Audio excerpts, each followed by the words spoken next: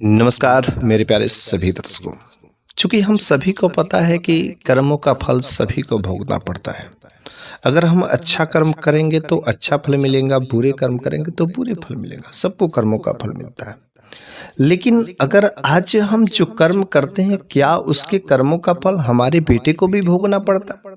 अगर हमने अच्छे कर्म किया तो क्या हमारे बेटे को उसका परिणाम मिलेगा कि नहीं मिलेगा?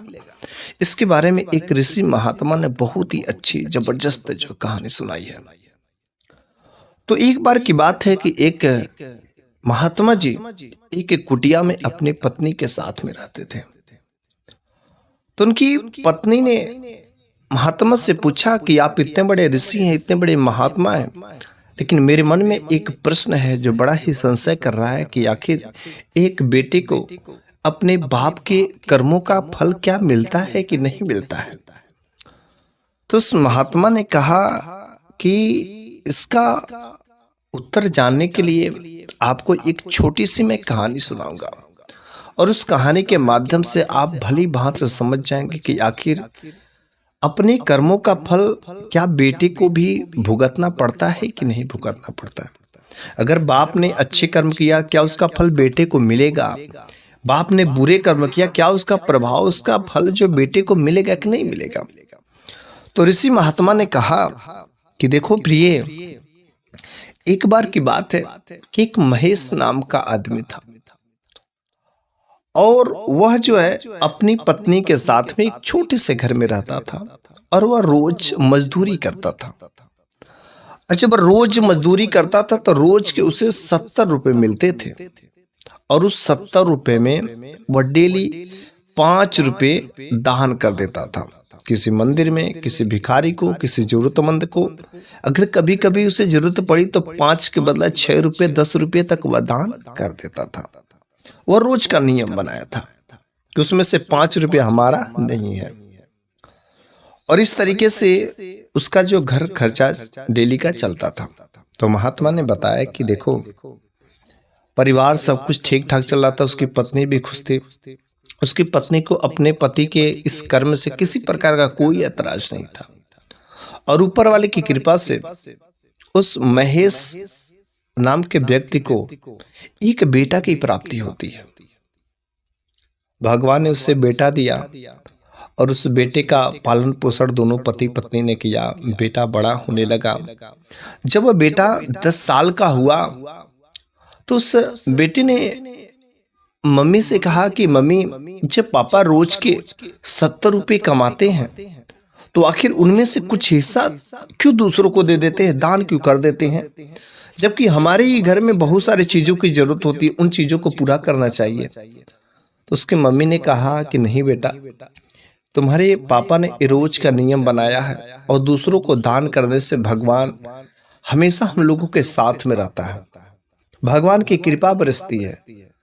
उस बेटे ने कहा अगर भगवान की कृपा बरसती और अपने पुण्य कर्म को बनाते तो आज हम लोगों की स्थिति अच्छी होती, गरीब नहीं रहते।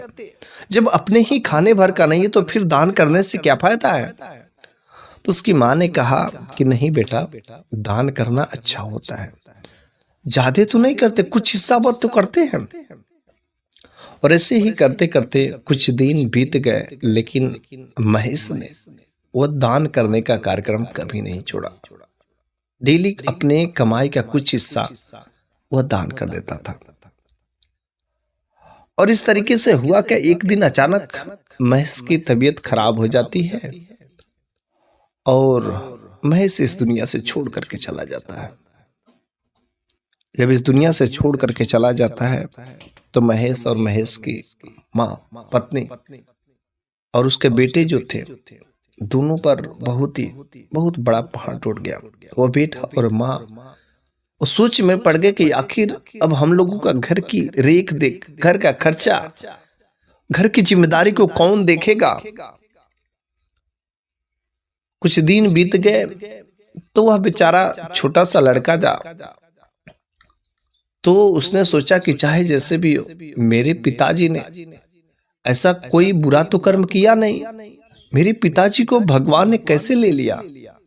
उसने अपनी माँ से पूछा कि माँ, मेरे पापा कहाँ गए हैं।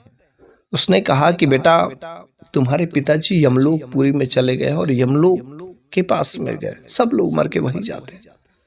उस बेटा ने सोचा कि अगर यमराज जी कभी मेरे से मुलाकात हो गई तो हम उनसे अपने पापा को लेकर के ही रहेंगे, और कैसे मिलेंगे, नहीं मिलेंगे, और उनसे हम जो अपने पापा को लेकर के ही रहेंगे कैसे। आखिर मेरे पापा ने तो अच्छे कर्म ही किए थे, हमेशा दान पुण्य करते थे, फिर उन्होंने कैसे इस तरीके से छोड़ दिया। वह बेचारा लड़का बड़ा ही चिंतित था, उसको बाहरी दुनिया में किसी प्रकार का कोई ज्ञान नहीं था। और एक दिन उसकी माँ जो है, जब घर खर्चा नहीं चलता है तो वह जो है लोगों के घर जाकर के काम करना शुरू कर देती है।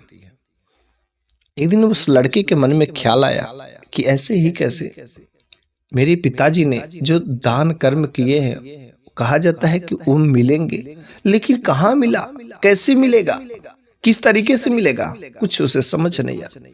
उसने सोचा हम यमराज के पास में जाएंगे और पूछेंगे कि मेरे पिताजी को आपने क्यों उठा लिया, मेरे पिताजी को आप वापस करिए।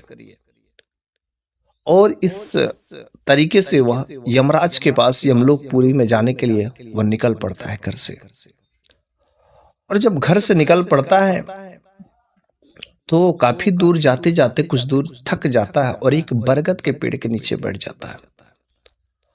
और उस बरगद के पेड़ के नीचे जैसे ही बैठता, कुछ देर के बाद उस बरगद में से आवाज आती है, क्योंकि वह बेटा, वह लड़का बहुत ही भोला भाला था, बाहरी दुनिया से उसको उतना ज्ञान नहीं था।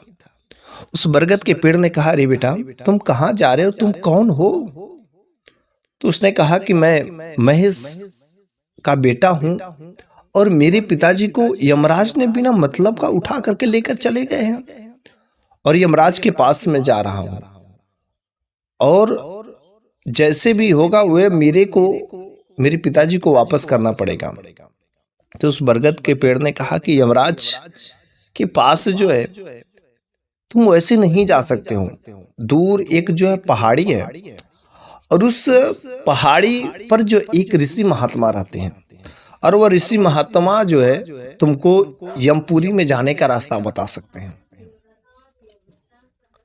तो उसने कहा अच्छा, लेकिन बेटा तुम जा रहे हो तो यमराज से और ऋषि महात्मा से एक मेरा प्रश्न पूछ करके आना।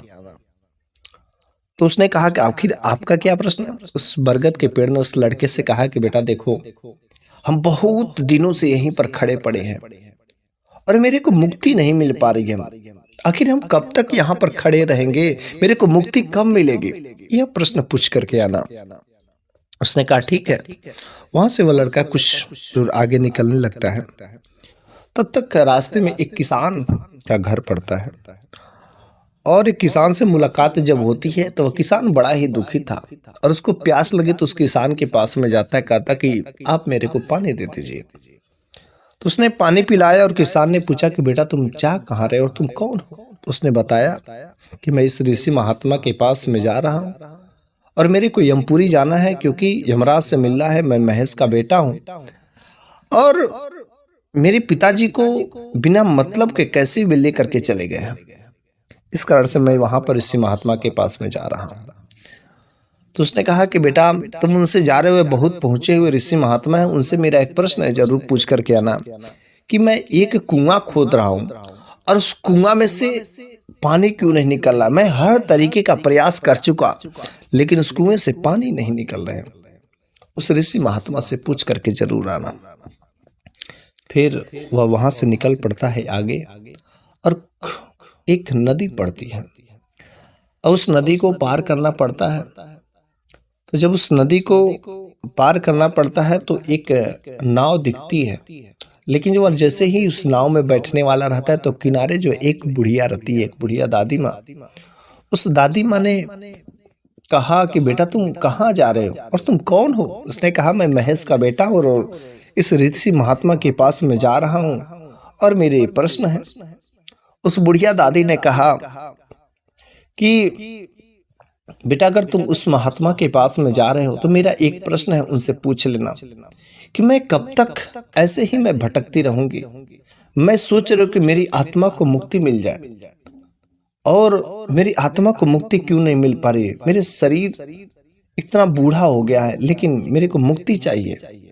उसने कहा ठीक है, और फिर वह उस नौका में बैठ जाता है, उस नौका को पार करके उस पार पहुंच जाता है। और जब उस पार पहुंचता है तो वहां पर एक बत्तख नजर आती है, बत्तख। और वह बत्तख उससे बोल पड़ते हैं। तो जैसे ही बोल पड़ता है कि बेटा तुम कहाँ जा रहे हो, वो लड़का बड़ी हैरान होता कि बत्तख और इतनी अच्छी आवाज में। तो उसने कहा कि मैं ऋषि महात्मा के पास में जा रहे हूँ। उस बत्तख ने कहा बहुत लंबे दिनों से मैं इस नदी में भटक रही हूँ, मेरे को मुक्ति नहीं मिल पा रही है, आखिर मेरे को मुक्ति कब मिलेगी? उस महात्मा से पूछ करके आना। फिर वह नदी पार करके लड़का जो है उस पहाड़ी पर जाता है और उस ऋषि महात्मा से मुलाकात होती है। जब ऋषि महात्मा से मुलाकात होती है तो उसने बताया कि मेरे पिताजी रोज के 70 रुपये कमाते थे और 5 रुपये दान करते थे, लेकिन उसके बावजूद भी मेरे पिताजी को यमराज ने उठा लिया। मेरे पिताजी को आप यमराज से कहिए कि वे वापस कर दें। और फिर अपने साथ में जो घटित घटनाएं थी, जिन जिन लोगों ने जो बातें कही थी, उन सब भी बातों को बताया। तो ऋषि महात्मा चूंकि ज्ञानी थे वह समझ गए। उसने कहा अवश्य तुम्हारे पिताजी के साथ में बहुत गलत हुआ, तुम्हारे साथ में बहुत अन्याय हुआ है और हम यमराज से अवश्य कहेंगे और उनको वापस करना पड़ेगा। तुम बस बेटा घर जाओ और तुम्हारे पिताजी तुमको घर पर मिलेंगे। और फिर जो है उन चारों लोगों का जो प्रश्नों का उत्तर था उसको भी उस लड़के को बताया और उनको बता देना।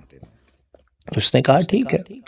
अब वो लड़का वहां से वापस लौटता है और वो तो सोच रहा था कि घर पर चलेंगे तो मेरे पिताजी को वापस मिलेंगे, क्योंकि ऋषि महात्मा ने कहा था। और जैसे लौटता है तो सबसे पहले बत्तख मिलता है। उस बत्तख से मुलाकात हुई लड़के के, क्योंकि वह बत्तख इंतजार ही कर रहा था कि वो लड़का आएगा। उस बत्तख ने पूछा अरे बेटा तुम आ गए, क्या तुमने पूछा ऋषि महात्मा से आखिर मेरे को मुक्ति क्यों नहीं मिल पा रही है? उसने कहा हाँ हाँ मैंने महात्मा से पूछा। दरअसल बात है कि तुम्हारे अंदर एक अमृत है और उस अमृत के वजह से तुम्हारे शरीर को मुक्ति नहीं मिल पा रही है। अगर उस अमृत को किसी को दे दो तो तुम्हें मुक्ति मिल जाएगी। तो उस बत्तख ने कहा अरे मैं अमृत है मेरे को भी पता, लेकिन मैं उस अमृत को किसे दूं, किसे ढूंढने जाऊं?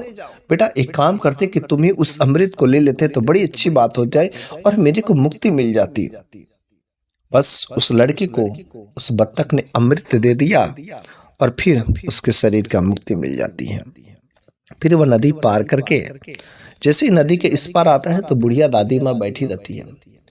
तो बुढ़िया दादी माँ जब बैठी रहती तो उसने कहा बेटा क्या तुमने पूछा? उसने कहा हाँ माँ मैंने पूछा। तो उसने कहा कि आपकी एक बेटी है और जिस दिन आपकी बेटी की जिम्मेदारी खत्म हो जाएगी उसी दिन आपको मुक्ति मिल जाएगी।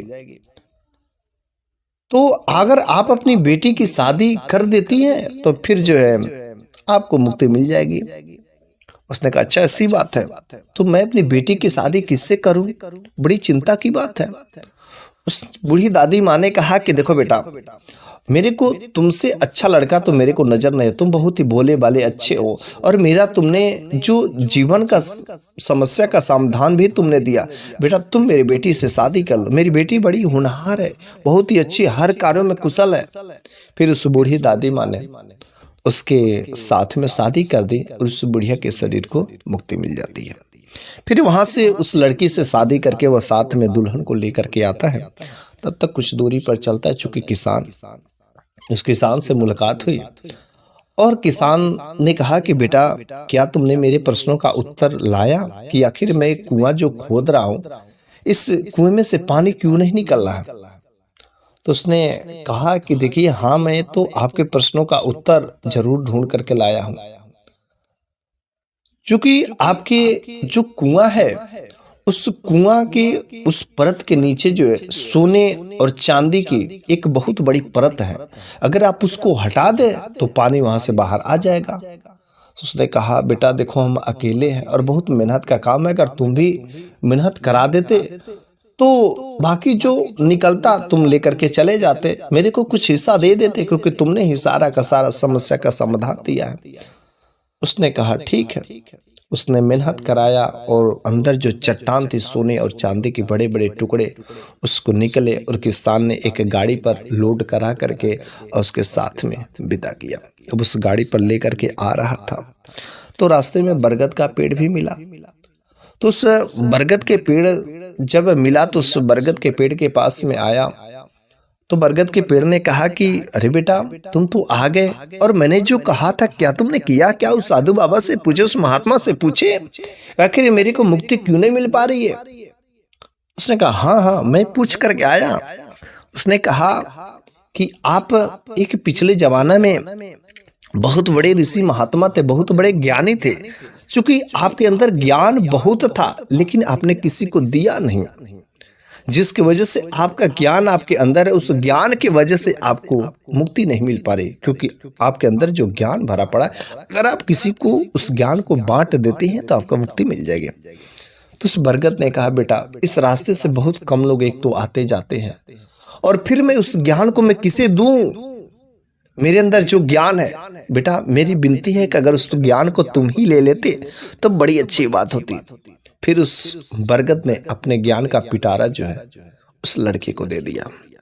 जब उस लड़के को दे दिया तो फिर उस बरगद को भी मुक्ति मिल जाती है।